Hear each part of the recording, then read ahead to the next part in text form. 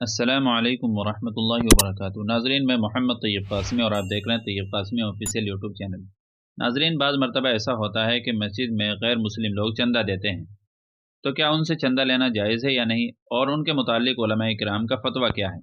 ऐसे ही कुछ सूद पर काम करने वाले लोग भी मस्जिद में चंदा दे देते हैं, तो उनका भी क्या हुक्म है। क्या उन पैसों को मस्जिद या मदरसे में लगा सकते हैं या नहीं। तो इसी की बेहतरीन रहनुमाई के लिए दारुल उलूम देवबंद का फ़तवा देखते हैं। फ़तवे में तमाम बातें वाज़ेह तौर पर बयान कर दी गई हैं, और अगर कुछ शुकूक व शुबहात होगा तो वो भी उससे दूर हो जाएगा इंशाअल्लाह ताला। बस आपसे यही गुज़ारिश है कि फ़तवे को मुकम्मल देखें, और वीडियो पसंद आए तो इशाअत दीन में हमारा साथ देने के लिए शेयर भी कर दें। चलिए फिर फ़तवा देखते हैं बिला ताख़ीर कि उसमें क्या लिखा हुआ है। चुनांचे यही सवाल दारुल उलूम देवबंद के दारुल इफ्ता से किया गया है, जिसका उन्वान कायम किया गया है, मस्जिद में गैर मुस्लिम का पैसा लगाना। क्या मस्जिद के लिए गैर मुस्लिम का पैसा इस्तेमाल करना जायज़ है, और इस्तेमाल कर सकते हैं तो किन चीज़ों में इस्तेमाल कर सकते हैं, और सूद खोर का पैसा भी मस्जिद के लिए इस्तेमाल करना जायज़ है क्या।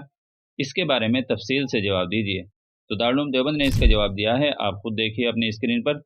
बिस्मिल्लाहिर्रहमानिर्रहीम।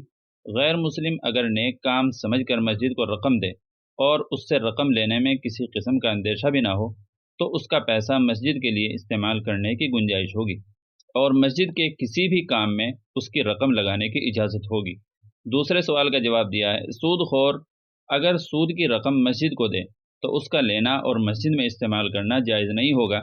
अलबत्ता अगर हलाल रकम मस्जिद को दे तो इस्तेमाल करना दुरुस्त होगा।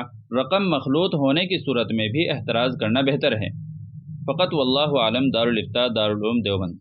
तो नाज़रीन, आपने देख लिया पूरा फतवा। मुझे उम्मीद है कि आपको ये मसला बहुत अच्छी तरीके से समझ में भी आ गया होगा कि अगर गैर मुस्लिम ये सोच रहा है कि मैं पहले इनकी मस्जिद में अपनी रकम दूँ और फिर इनसे भी बदले में कुछ लूँ, या फिर प्रेशर वगैरह का उसकी तरफ से कोई खौफ हो, तो फिर ऐसी सूरत में उससे चंदा लेना जायज़ नहीं है। लेकिन ये उस सूरत में है जबकि वो खुद अपनी मर्जी से देने आ रहा हो। मुसलमानों को चाहिए कि उनके पास जाकर के दस्ते सवाल दराज ना करें, इसलिए कि इस्लामी हमीयत और गैरत के ख़िलाफ़ है। तो नाज़रीन, मुझे उम्मीद है कि आपको ये मसला बहुत अच्छी तरीके से समझ में भी आ गया होगा, और चैनल पर पहली बार आए हैं तो हमारे चैनल को इस तरह की मज़ीद वीडियोज़ पाने के लिए सब्सक्राइब भी कर सकते हैं। चलिए फिर मिलते हैं अगले किसी दूसरे मसले में। तब तक आपसे दुआ की दरख्वास्त है। अस्सलामु अलैकुम वरहमतुल्लाहि वबरकातुहू।